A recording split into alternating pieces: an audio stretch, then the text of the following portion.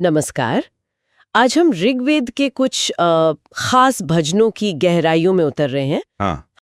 मकसद है ये समझना कि इन प्राचीन रचनाओं के जरिए उस वक्त के लोग देवताओं, यज्ञों और अपनी दुनिया को कैसे देखते थे। बिल्कुल। तो चलिए शुरू करते हैं। हाँ, ये भजन असल में उस दौर की सोच का आईना है।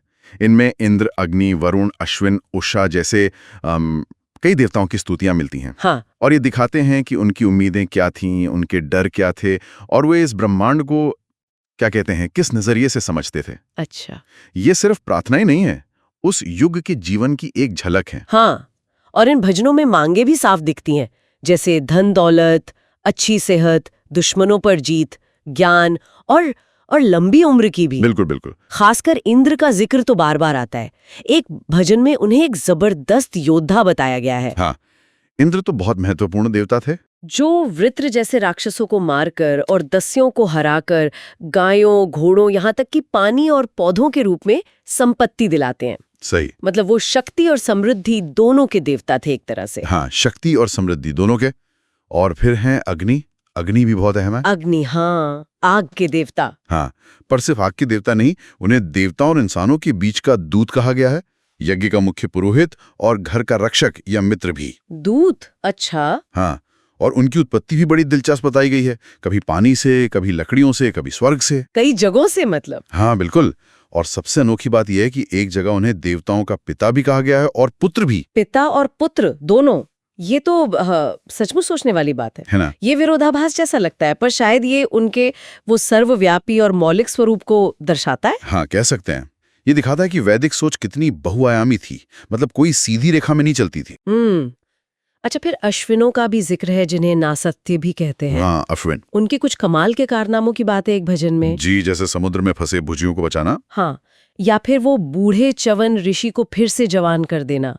ये तो संकट मोचक जैसे लगते हैं। हाँ हाँ बिल्कुल। वे चमत्कारी वैद्य और रक्षक देवता माने जाते थे। रक्षक देवता? अब अगर व्यवस्था और नियम की बात करें तो वरुण और मित्र का नाम आता है। वरुण और मित्र? हाँ, इन्हें ऋत यानी ब्रह्मांड को चलाने वाले शाश्वत नियम का संरक्षक माना गया है। ऋत कॉस्मिक ऑर्डर। हाँ बिल्कुल। एक भजन के अनुसार वरुण के नियम अटूट हैं, लोग उनसे अपने पापों की क्षमा मांगते थे, जैसे वो शून्यशेप की कथा में है। अच्छा, पापों की क्षमा भी।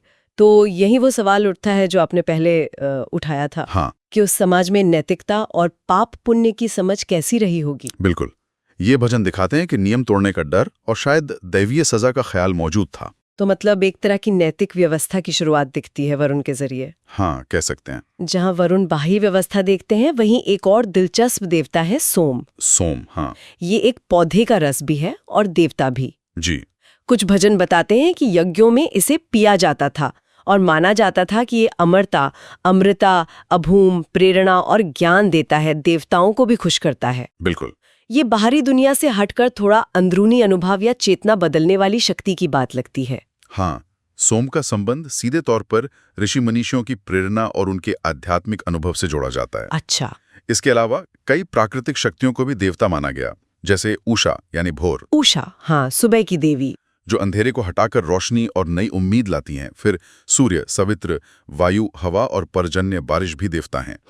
और इन सबको जोड़ने वाला सूत्र है यज्ञ।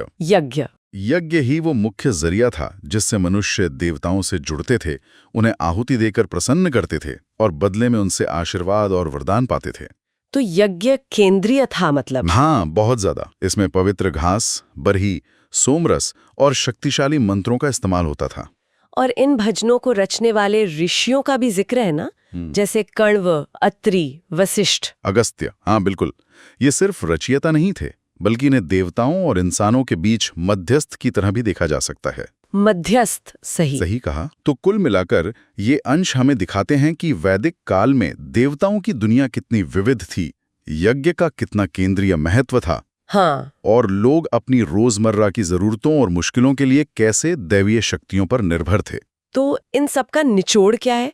एक तरफ देवताओं की शक्ति और मदद की गुहार है, दूसरी तरफ ब्रह्मांड के नियम और नैतिक जिम्मेदारी का एहसास भी। हाँ, ये भजन सिर्फ पुरानी धार्मिक कविताएं नहीं हैं, ये उस वक्त के समाज, उनकी सोच, उनकी संस्कृति और उनके दर्शन को समझने की खिड़कियां हैं। अगर हम इसे बड़ी तस्वीर में देखें तो ये विचार आगे चलकर भारतीय धर्म, दर्शन और परंपराओं की मजबूत नींव बने। सही कहा। ये दिखाते हैं कि इंसान ने कैसे अपने आसपास की शक्तियों को समझने और उनसे एक रिश्ता बनाने की कोशिश की। और एक आखिरी ख्याल, इन भजनों में इतने सारे देवताओं की इतनी महिमा गाई गई है, उनकी शक्तियों का बखान है जी, पर क्या इनके पीछे किसी एक परम अनदेखे सत्य या उस शक्ति की तलाश की हल्की सी झलक भी है, जिसके बारे में शायद ये देवता भी पूरी तरह न जानते हों? ये गहरा सवाल है। जैसा कि बाद के एक भजन में इशारा मिलता है, जिसने इन सब को बनाया है, शायद तुम उसे पूरी तरह नहीं जान पाओगे। हाँ, ये सवाल मन में रह जाता है।